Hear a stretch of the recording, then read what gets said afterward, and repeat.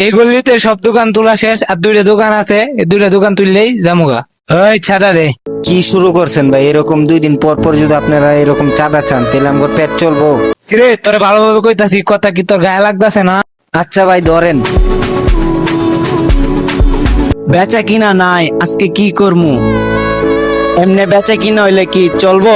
এ বেড়ে চাঁদা দে। ভাই বেচা কিনা নাই, এখনো বইনি করি নাই। তোরে চাঁদা দিতে কইছি, চাঁদা দে, আমার এত কথা শোনার টাইম নাই। ভাই কইলাম তো বইনি করি নাই, বেচা কিনা নাই, কোন টাকাটা করতে দিমু? বুঝছি, শুধু আঙ্গুলা কি উঠবো না, আঙ্গুলা বেকা করতে হইব। ভাই ভাই মাইরেন না, দিতাছি ভাই। ভাই ধরেন আপনার টাকা। নেক্সট টাইম আর এরকম করবি না।